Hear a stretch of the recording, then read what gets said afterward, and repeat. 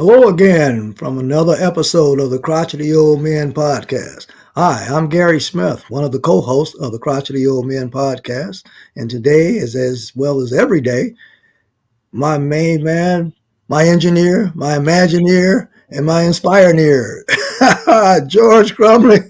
What's going Hey, on, George? hey, Smitty, life is good. How you doing today? I'm doing great, and I promise you that will not be the introduction from here on out. All right, so I'm going to give you kudos just for today. You you're giving me more credit than I deserve sometimes. I just do what I need to do. We gotta make sure our audience stays informed and know what's going on from a financial perspective. Got to keep them informed, educated, and expose them as much as possible. And as today is no different. Today we're going to talk about diversification. Yes, hey, sound like a great idea to me. So diversification. All right, I know that's the big word for diversify, but for our audience, from a financial perspective, what is diversification?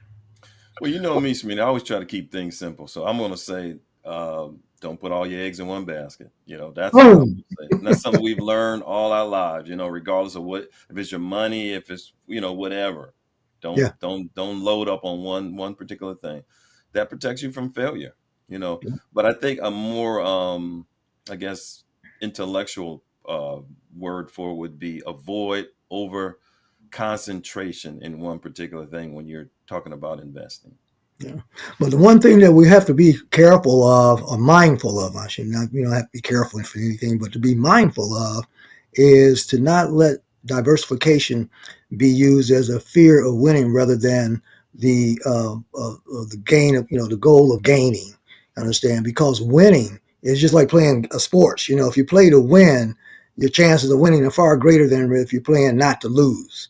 And so you have to be very mindful of diversification being like a boomerang, working against you rather than for you. Oh, absolutely. But you also want to make sure you're protected. Here again, I make fun of it. Don't put all your eggs in one basket. But a lot of, our listeners, I'm sure, are invested in 401ks at their job. But you also want to look at, other things than just your 401k. You want to put stack of some money in maybe some of these other companies out there, E-Trade or Charles Schwab or Edward Jones, because it allows you to see a little bit more from a investment perspective. Most 401k companies will only allow you to invest in what that company has approved, and they try to stay in a particular asset form. But you may want to, be more aggressive. You may want to be a little bit more conservative. So your own stock account will allow you to do that, where your 401k is still growing in that manner. Hmm. That's interesting. Now, listen to this one. Invest in things that you know a lot about and watch that egg. Watch that egg, that one egg. Put it into that one basket. That comes from a man named Warren Buffett. Another one, his cohort, Charlie Munger, says diversification is for those, is for the ignorant. Okay, for those who don't know what they're doing. So now you can either follow the herd and dilute your investments, investing in everything from crypto to cornels, or you can follow two of the richest men on earth who said, invest in things that you know and care about and watch the heck out of that one basket. And the other one said, well, you remember what I just said because I forgot. Well, Smitty, I think of that a lot of that comes down to, what your goals are. It Anytime does. you want to, when you start talking about investing, for the future, what's your risk tolerance? Are you investing for income? Are you investing for growth? So those are the kind of things that you want to do is you want to set a goal. And then once you set that goal, then that diversification is going to be dictated by how you're going to get there.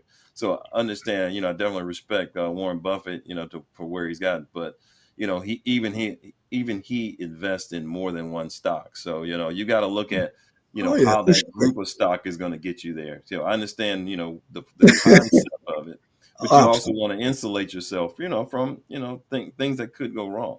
Yeah. The As far benefit, as putting all your money in one bank, yeah. brick and mortar. You may want to look into credit union. You may want to look at high interest return account. So there's a lot of different ways you can diversify. You just need to investigate them so that here again it meets your goals. Yeah, so well put. What you want to do is educate yourself on diversification and why diversify, and that way you'll know what's the best way to use it. George is 100% right that you don't want to put all your eggs in one basket, but if you're going to put in all your eggs in one basket, there's nothing wrong with putting all your eggs in one industry, all right, and then diversifying to another industry. Let me give you a good example of that. The energy industry is a growing industry. It's a necessity based industry. I think we'll all can agree that we will always need some heat.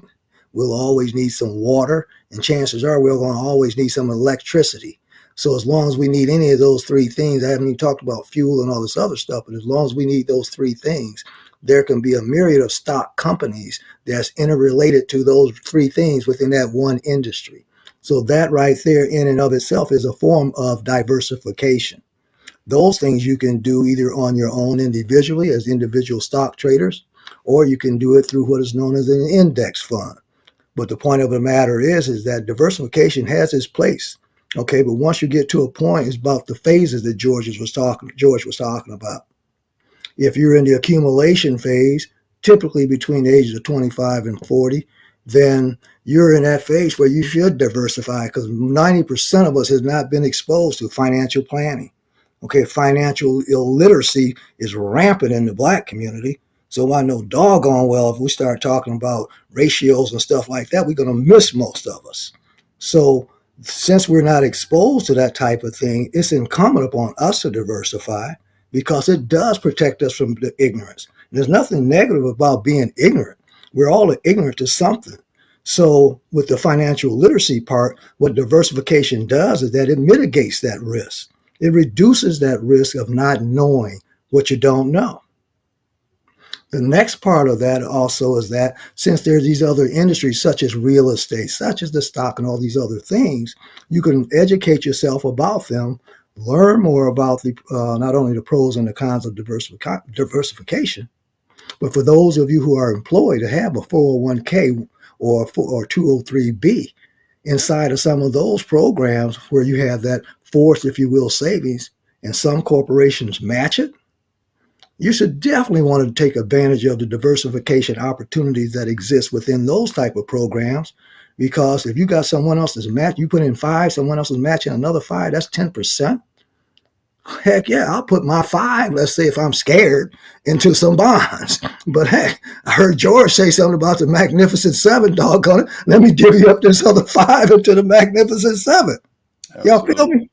So Yeah. use this information that we're talking about, George. I'm so glad you brought that to the point, man.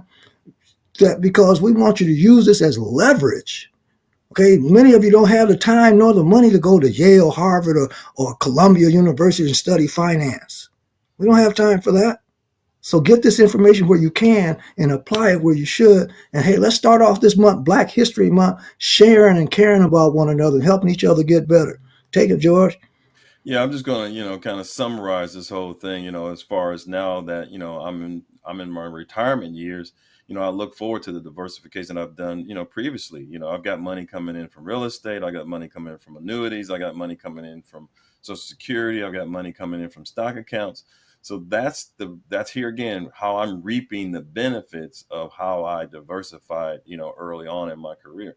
And that's something that's attainable by everybody. You just got to look and see what's out there. Like I said, if you got some real estate, you got multiple homes, renter moves out of one, the other ones become a cushion to allow you to pay that note. So whatever you decide, like I said, set some goals, and whatever you decide of those goals, that's how you determine how you're going to diversify, because it's all good at the end of the day. So yeah, Amen. hey, that kind of sums it up for me, Smitty. So, what kind of words of wisdom and pearls that you got for our audience out there? Well, I figure we go up this one right here, man. It says, risks are inevitable, but fear is a choice. But don't let that fear stop you from taking calculated risks to achieve your goals. See, with that, we're going to say from the crotchety old men, if you don't know, Now now you you know. know. Take care. Hey, look at us. Find us on your favorite podcast. Also, check us out on YouTube. Take care. Be safe.